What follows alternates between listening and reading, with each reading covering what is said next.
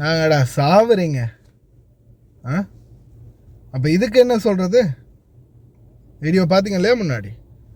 அஸ்ஸலாமு அலைக்கும் வரஹ்மத்துல்லாஹி வபரகாத்து. அன்பார்ந்த அனைத்து உறவுகளுக்கும் இனிய இரவு வணக்கம். செய்தியை முதல்ல வாசிப்போம், சரியா? வெளிநாட்டிலிருந்து வரும் எந்த ஒரு பயணியும் இனி சிகரெட்டுகளை கொண்டு வருவதற்கு கண்டிப்பாக தடை. வெளிநாட்டிலிருந்து வரும் எந்த ஒரு பயணியும் சிகரெட்டுகளை கொண்டு வருவதற்கு கண்டிப்பாக தடை விதிக்கப்பட்டுள்ளது என்று நிதி அமைச்சகம் ஒரு அறிக்கையை வெளியிட்டுள்ளது. அதன்படி கடந்த 4 மாதங்களில் பண்டாரநாயக்க சர்வதேச விமான நிலையம் வழியாக நாட்டிற்கு வரும் பயணிகளிடம் இருந்து பறிமுதல் செய்யப்பட்ட சிகரெட்டுகளின் எண்ணிக்கை 20,32,804 ஆகும் என்று அமைச்சகம் கூறுகிறது. அதன்படி சிகரெட் கையிருப்பை எரித்து அளிக்கும் பணி இன்று 30 கெரவலப்பட்டி எரிசக்தி மின் நிலையத்தில் மேற்கொள்ளப்பட்டது. அதாவது நேற்றைய தினம் இல்லையா, 31ஆம் தேதி கெரவலப்பட்டி எரிசக்தி மின் நிலையத்தில் அந்த சிகரெட்டுகள் அனைத்தையுமே தீமுட்டி எரித்ததாக தெரிவிச்சிருக்கிறாங்க. எத்தனை டூரிஸ்ட் ஹோட்டலுக்கும் பெரிய பெரிய ஹோட்டலுக்கும் போயிடுச்சுன்னு தெரியலை. ஏண்டா கொண்டு போய் சும்மா அநியாயமாக அவங்களே கொடுக்குறீங்க. இந்த சிகரெட் கையிருப்பின் சந்தை மதிப்பு ரூபாய் 305 மில்லியன் ஆகும். மேலும் அரசாங்கத்திற்கு ஏற்பட்ட வரி இழப்பு ரூபாய் 271 மில்லியன் ஆகும். இதில் என்னடா வழி உங்களுக்கு போச்சு? சரி, வரியை விடுங்களேன். எது எப்படியோ அரசாங்கத்துக்கு இந்த சிகரெட்டால் அனல் மின் நிலையத்தில் வச்சு எரிக்கிறதுக்கான டைம் ஒன்று வேஸ்டாக இருக்குது.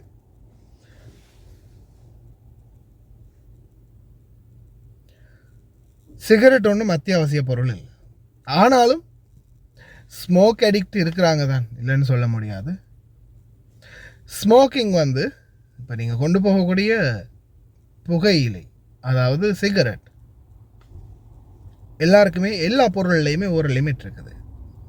இப்போ ரீசெண்டாக எனக்கு ஒருத்தர் பெட்டி போட்டுட்டு, நீங்கள் சொன்ன கார்கோவில் தானே போட்டோம், என்ன மண்ணாங்கட்டி இப்போ 1.5 லட்சம் காசு கேட்குறாங்க, நீங்கள் இப்படியெல்லாம் சும்மா மக்களை ஏமாத்துறதுக்கு கார்கோ போடாதீங்க. திட்டில் உண்மையிலே எனக்கு நெஞ்சு கெஞ்செல்லாம் காஞ்சி போச்சு. அடடா, வாழ்க்கையிலே உண்மைக்குமே முதல் கம்ப்ளைண்ட் இது. லைன் எக்ஸ்பிரஸ் கார்கோவில் இது வரைக்கும் கம்ப்ளைண்ட் பெருசாக வந்ததில்லை. வந்ததுன்னா டிலே ஆகுது, அப்படி இப்படி சின்ன சின்ன கம்ப்ளைண்ட் தானே தவிர இப்படி டெக்ஸுக்கு இப்படி அநியாயமாக காசுக்கு திருட பார்க்குறாங்க, கொள்ளை அடிக்கிறாங்க அப்படின்னு. அதுக்கு பிறகு நான் உடனே பஸ்ஸுக்கிட்ட பேசி பில்லெல்லாம் அனுப்பினதுக்கு பிறகு பஸ் எனக்கு ஒரு வீடியோ அனுப்பினார்.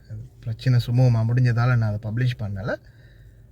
பஸ் அனுப்பின வீடியோவில் பார்த்தா கிட்டத்தட்ட 18-19 மாவுட்டின் 20க்கும் மேலே எண்ணெய் கலன் 6 பக்கெட்டோ 7 பக்கெட், அதாவது 70 கிலோ. 70 கிலோன்றது 70 பேக்கெட் மாவு. மெக்கரோனி மட்டும் நினைக்கிறேன் கிட்டத்தட்ட ஒரு 150லேருந்து 200 பேக்கெட் மெக்கரோனி வரும். பெப்சி டின், அந்தந்த டின், அது இதுன்னு எப்படியுமே ஒரு எல்லாத்துலேயுமே ஒரு 20 கார்ட்டூன். 2.5 மீட்டர் பெட்டியில் கிட்டத்தட்ட ஒரு 10 லட்சத்துலேருந்து 15 லட்சத்துக்கு வரைக்கும் ஒரு பெருமதியான பொருட்கள் இருக்குது. உணவுப் பொருள், அது இது எல்லாத்தையும் சேர்த்து பார்த்தாலும் இந்த அளவுக்கு பொருளை போட்டுட்டு அப்போ நாட்டில் இருக்கிற அரசாங்கம் உங்களுக்கு சுங்கத்தை திறந்து வச்சு இதை பிடுங்கிறதுக்காக வச்சுருக்காங்க இல்லையே. அதுக்குத்தான் அரசாங்கம் அதிகாரிகளை நியமித்து அதை சரியாக கண்காணித்து நாட்டுக்குள்ளே எந்த ஒரு வியாபார பொருட்களும் எந்த ஒரு பெருந்தொகை பொருட்களும் வராமல் இருக்கிறதுக்காகத்தான் அதிகாரிகளை நியமிச்சிருக்காங்க, ஸ்கேனர்களை பூட்டி வச்சுருக்காங்க. அப்போ நீங்கள் இந்த மாதிரி வீட்டில் கொண்டு போய் வச்சு டிக்டாக்ல வீடியோ போட்டு விற்கிறதுக்கு, மயிரை பிடுங்கிறதுக்கு சாமானை கொண்டுட்டு போய் அங்கே கார்கோவில் போட்டுட்டு உங்களுக்கு டெக்ஸ் அடித்தா வலிக்குதோ? அதுவும் இவ்வளோ சாமான் போட்டதுக்கு 1.5 லட்சம் தான் டெக்ஸி. அதுவும் அந்த பீரியடில் இப்போதைய டெக்ஸ்ன்னு பார்த்தீங்கன்னா, இப்போ நான் நினைக்கிறேன் குறைஞ்சது அந்த மாதிரி ஒரு பொருள் போயிருந்தால் குறைஞ்சது 10 லட்சத்துலேருந்து 15 லட்சம் டெக்ஸே வந்திருக்கும். அந்த பீரியடில் இருந்த நிலைமைக்கு அந்த அளவு தான் டெக்ஸ் வந்துச்சு. பெருசாக டெக்ஸ் ஒன்று அடிக்கலை. இப்போது சரியான ஸ்ட்ரிக்ட் கடுப்படி இருக்கிறதால உணவுப் பொருட்கள் அதிகமாக போட்டிங்கன்னா அதாவது நீங்கள் போடுற உணவுப் பொருள் ஒரு மூடை அரிசி, ஒரு மூடை சீனி, ஒரு மூடை மாவு, உங்களுக்கு தேவையான அத்தியாவசிய பொருட்கள், அதோடு சேர்த்து ட்ரெஸ்ஸு, பழைய துணிமணி, பழைய பாத்திரம் சாமான், தேவையான சாமான்கள் எல்லாமே கலந்து நீங்கள் போடும்போது ஒரு பிரச்சனை இல்லை. இது பிஸ்னஸுக்கு தனியாக போட்டிங்கன்னா என்ன செய்வாங்க? அதே மாதிரி இப்போ சிகரெட்டு நீங்கள் கொண்டு போகிறீங்க, சரி ஓகே, ஒரு லிமிட் வேணாமா? நிறைய பேர் சிலர் சிகரெட் கொண்டு போகிறாங்க 6 பண்டல், 10 பண்டல், 20 பண்டல். இப்போ இந்த சட்டம் வந்துன்னு சொல்கிறீங்க தானே, இப்போது குறைஞ்சது ஒரு அறவருக்கு முதல், நீ அவர் விருப்பம் இல்லை அவரை பற்றி பேசுவானான்னு சொல்லிட்டாரு. அறவருக்கு முதல் நான் இப்போ இந்த வீடியோ போகிறேன் எத்தனை மணினா 6:41. அவர் எனக்கு இந்த மெசேஜ் அனுப்புகிறாரு பார்த்தீங்கன்னா சரியாக 6 மணிக்கு 6:11 அப்படின்னு நினைக்கிறேன் மெசேஜ் அனுப்புகிறாரு. நான் இப்போ தான் இந்த ஏர்போர்ட்லேருந்து வெளியாகி போயிட்டுருக்கிறேன். அப்போ எத்தனை சிகரெட் கொண்டு போனீங்கன்னு நான் 3 பண்டல் கொண்டு போனேன், 30 பேக்கெட் சிகரெட் கொண்டு போனேன் அப்படின்னு சொல்லி சொன்னார். அப்போ அந்த 30 பேக்கெட் சிகரெட் அவர் கொண்டு போயிருக்கிறாரு. கொண்டு போன சிகரெட் வெளியில் விட்டுட்டாங்க. எந்த ஒரு பிரச்சனையும் இல்லை, எந்த ஒரு ஸ்ட்ரிக்ட்டும் இருக்கல்ல. இப்போ நியூஸ் கடுபடியாக போயிட்டு இருக்கும்போதே சிகரெட் கொண்டு போயிருக்கிறாங்க, ஒரு பிரச்சனையுமே இருக்கல்ல. ஆனால் 10, 20, 5 பண்டல், 6 பண்டல், 10 பண்டல், 20 பண்டல் சிகரெட்டை ஒரு லக்கேஜ் ஃபுல்லாகவே சிகரெட் அடிக்கிட்டு போனால் அப்போ சுங்கம் பார்த்துட்டு வாயை பிளந்துட்டு சும்மா இருக்கணுமா? அதே மாதிரி சிகரெட்டை பற்றி நோ அப்ஜெக்ஷன், சிகரெட்டை நிப்பாட்டட்டும், நோ ப்ராப்ளம். என்ன அதுக்கு அடிக்டாக இருக்கிறவங்க நாட்டுக்கு கொண்டு போக முடியாதுன்னா ஒன்று சிகரெட்டை மறந்து போகணும், இல்லாட்டி நாட்டுக்கே போகாமல் இருங்க, அவ்வளோதான். ஆனால் இப்போ நான் கேட்குற ஒரே ஒரு கேள்வி இந்த வீடியோ தான். இப்போ இந்த வீடியோ பின்னாடி ஃபுல்லாக ப்ளே பண்ணுறேன். இந்த நாய்களுக்கு என்ன நடவடிக்கை எடுக்க போகிறீங்க?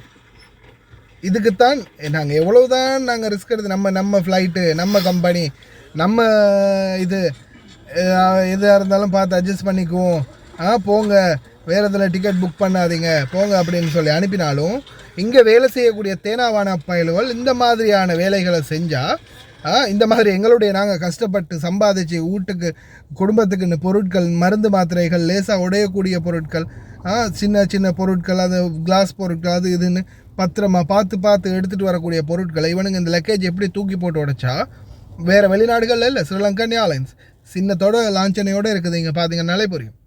அப்போ இதுக்கு என்ன மயிரப்படுவீங்க? இந்த சிகரெட்டை பிடிக்கிற மாதிரி அதை தடை செய்கிற மாதிரி இது தடை செய்கிற மாதிரி சட்டம் கடுமையாக்கப்படுற மாதிரி நாங்கள் இந்த வெளிநாடுகளில் வரும்போது எங்களுடைய லக்கேஜுகளை டைமுக்கு கொடுக்கறது, லக்கேஜுகளை பத்திரமாக கொண்டு வரது, இல்லை டேமேஜ் ஆகினா அதுக்குரிய நஷ்டஈடு அந்த இடத்துல பெற்றுக் கொடுக்கறது, தொழிலாளர்களுக்கு வெளிநாட்டு தொழிலாளர்களுக்கு ஏதாவது பாதிப்புனா அது உடனடியாக அது கவனத்தில் எடுத்து நடவடிக்கை எடுக்கிறது, அந்த மாதிரி பிடுங்க வேண்டிய மயிர்களையும் அரசாங்கங்களும் சரியாக பிடுங்கினாங்கன்னா சரிதான். நீங்கள் உங்களுடைய சட்டத்தை சரியாக கொண்டு வாங்க, பிரச்சனை இல்லை, அதுக்கு நாங்களும் தலை சாய்க்கிறோம், நாங்களும் அதற்கு இணைஞ்சு நடக்க பார்க்குறோம். ஆனால் எங்களுக்கு எதிராக நடக்கக்கூடிய சில அநியாயங்களையும் நீங்கள் சரியான முறையில் கண்காணித்து சட்ட நடவடிக்கை எடுக்கணும். அதுதான் இப்போதைய எங்களுடைய கோரிக்கை. இந்த வீடியோவை பாருங்கள், ஃபுல்லாக பாருங்கள், பார்த்துட்டு உங்களுடைய கருத்துக்களை நீங்களே பதிவிடுங்க. எங்களுடைய லக்கேஜுகளுக்கு செய்கிற அநியாயத்தை பாருங்கள். ஸ்ரீலங்கன் ஏர்லைன்ஸில் வேலை செய்யக்கூடிய சில காடையர்கள்